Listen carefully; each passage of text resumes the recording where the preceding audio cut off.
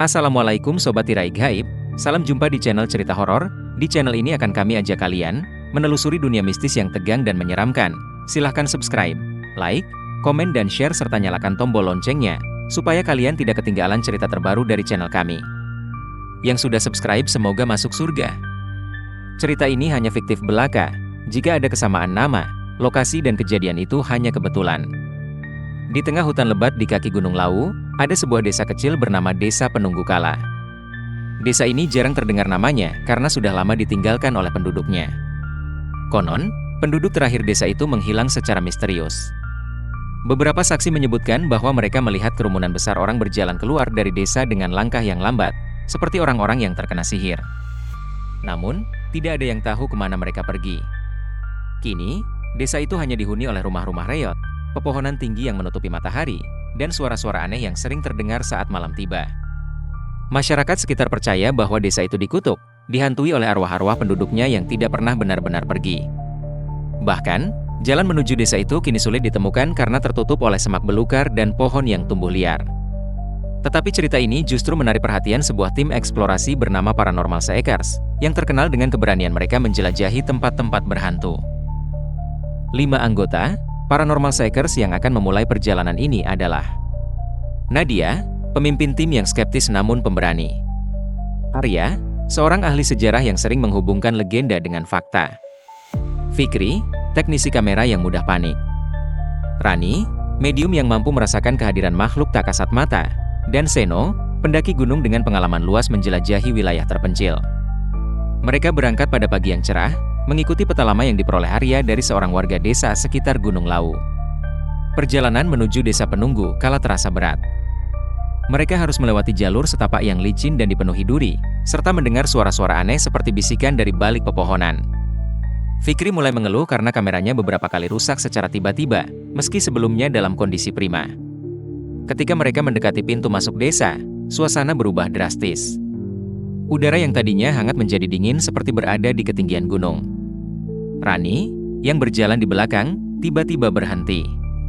Ada sesuatu yang mengawasi kita, bisiknya pelan. Matanya menatap tajam ke arah hutan gelap di sekeliling mereka. Daun-daun di pepohonan seolah bergerak tanpa angin, menambah kesan bahwa ada kehidupan tersembunyi di balik rerimbunan. Nadia menenangkan timnya, meski ia sendiri merasakan bulu kuduknya meremang. Mereka akhirnya tiba di Desa Penunggu Kala saat matahari hampir terbenam. Rumah-rumah kayu di sana terlihat seperti telah ditinggalkan selama puluhan tahun. Lumut menutupi dinding, dan jendela-jendela yang pecah memberikan kesan bahwa tempat itu benar-benar telah mati.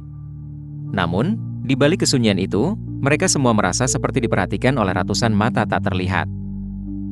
Tim memutuskan untuk bermalam di salah satu rumah yang paling kokoh. Mereka menyalakan lampu portabel dan memasang beberapa kamera di sudut-sudut rumah. Rani, yang duduk di pojok ruangan, tiba-tiba berkata, "Mereka tidak suka kita di sini."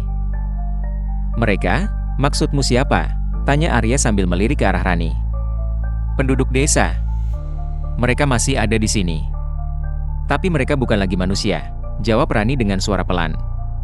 Malam itu, gangguan mulai terasa. Saat mereka duduk berkumpul, pintu rumah tiba-tiba berderi terbuka meski tidak ada angin. Fikri yang sedang memeriksa kameranya melihat sesuatu lewat di layar monitor. Sosok hitam tinggi dengan kepala mirip tanduk melintas cepat di luar rumah. "Apa itu?" teriak Fikri, membuat semua orang terdiam. Nadia mencoba menenangkan Fikri, tetapi dalam hatinya, ia merasa ada sesuatu yang tidak beres. Rani mulai gemetar dan memejamkan matanya. "Kita harus pergi dari sini. Mereka tidak ingin kita tinggal lebih lama," tanya dengan nada mendesak. Pukul 2 pagi, gangguan semakin nyata. Suara langkah kaki terdengar dari lantai atas rumah, meskipun mereka tahu lantai itu sudah rapuh dan tidak mungkin ada siapapun di sana. Arya memberanikan diri untuk memeriksa bersama Seno. Mereka naik dengan hati-hati menggunakan senter, tetapi yang mereka temukan hanya ruangan kosong dengan debu tebal. Namun, saat mereka akan turun, pintu ruangan di lantai atas tertutup sendiri dengan keras. Dari celah pintu, mereka melihat bayangan anak kecil berdiri di sudut ruangan, menatap mereka dengan mata kosong yang hitam pekat. Di bawah, Nadia dan Fikri mendengar suara tangisan perempuan dari dapur. Mereka berlari ke sana, hanya untuk menemukan panci-panci bergelimpangan di lantai. Aroma busuk seperti daging busuk mulai memenuhi udara. Ini bukan tempat biasa. Kita harus pergi sekarang, seru Nadia, tetapi sebelum mereka sempat berkemas, suara ketukan terdengar dari semua jendela di rumah. Ketika Fikri mencoba melihat keluar, ia terkejut melihat puluhan sosok berdiri di halaman. Mereka semua mengenakan pakaian seperti penduduk desa, tetapi wajah mereka pucat dengan mata yang tidak memiliki bola mata. Sosok-sosok itu tidak bergerak, hanya berdiri diam seperti patung hidup, mengelilingi rumah dengan aura ancaman yang nyata. Rani akhirnya mengungkapkan sesuatu yang mengejutkan. Mereka butuh pengganti, katanya sambil gemetar. Seseorang dari kita harus tinggal di sini untuk menggantikan mereka yang pergi. Tutur Rani. Nadia menolak percaya, tetapi Rani tampak sangat yakin.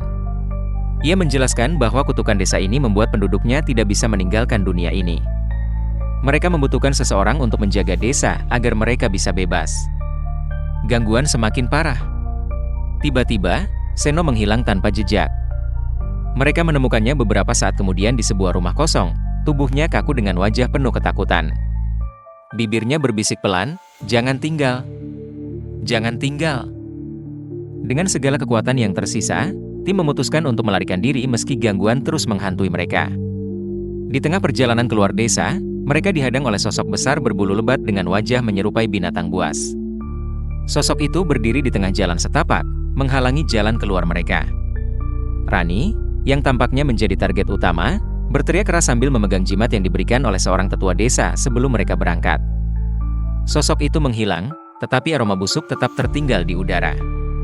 Hingga kini, Paranormal Seekers tidak pernah kembali ke desa penunggu kala. Namun, mereka percaya bahwa desa itu tetap hidup dalam kutukannya. Dan bagi siapapun yang cukup berani untuk memasuki wilayahnya, mereka harus siap menghadapi konsekuensi yang mengerikan. Desa itu bukan sekadar tempat terkutuk, ia adalah penjara bagi jiwa-jiwa yang tak pernah bisa pergi. Namun, bagi mereka yang berhasil keluar hidup-hidup, kisah ini tetap menjadi trauma yang tak terhapuskan. Sosok-sosok itu masih menghantui mimpi mereka, seolah-olah menuntut mereka kembali untuk menuntaskan sesuatu yang belum selesai.